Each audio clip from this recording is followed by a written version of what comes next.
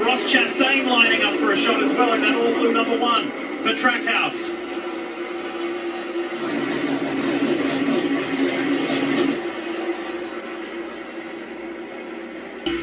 /race ticket promo. Welcome back to the Quaker State 400 on board Joey Logano, and it has been action-packed. There are moves being made everywhere, and look at this for an anxious ride for the Darlington winner Chase Briscoe.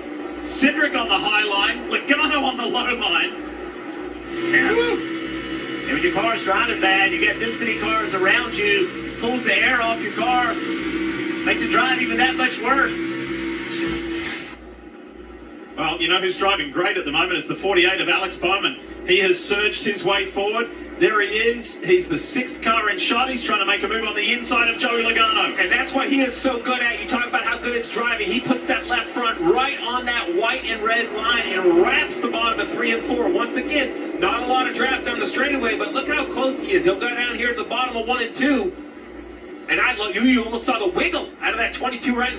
That 34 McDowell drove right to the rear bumper of Blaney and out of the track. The car looked very loose. Larson now attacking Blaney. What a race. Good stuff. This is awesome. Super close. Blaney, Larson, and teammates working together here as Cindric pushes Blaney ahead. What a shot. 2 car to the back of the 12. McDowell. And now that 34 car, McDowell has lost the lead.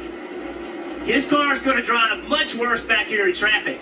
Sat on the pole, we wondered how his car would drive because it's a trade-off, Steve, between a good handling car and a car that will go fast by itself.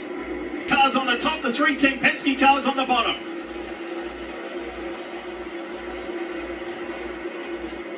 Only 18 to go in this stage, coming to 17 to go. It's flown by. Yes, trying to get points. You see all those yellow windshield banners and yellow spoilers. That's just a great reference of who's in the playoffs and who isn't.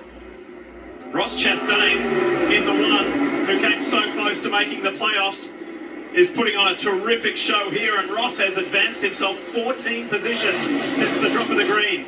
Blaney told us this week that he thought the best way to avoid an accident was to run in the front 2 lanes. Well, he has stuck to that strategy. Great qualifying out of the 12th car. Blaney got by McDowell, and he's led ever since. Currently has led 15 laps.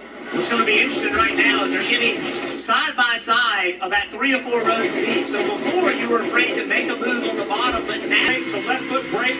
His foot's right there, but not pressing. As he goes down in the corner, you'll see off the throttle. Maybe just tap the brake back to wide open gas. You can see the steering column, which is that Coke decal right above his toes. Jeff, I know they talk a lot about handling, but he was out of the gas. There you go. That's just rolling out of the gas, I think, just not to get a run in the wrong spot, right? Just trying to time his run. This corner entry, so I think he actually would have wanted that run because you see what he's doing now. He's driving underneath his teammate. He's lifting early to be able to go back to the throttle to carry speed on corner exit. He's driving it just like any other racetrack. Let's talk more about Chase Elliott. Here's Marty. Stage 1 not even complete yet, but already Chase Elliott has learned quite a bit about how the track is developing. Listen in. Yeah, you're going to help me because whoever can move up basically could drive to the field. I mean, you can drive all the way through it.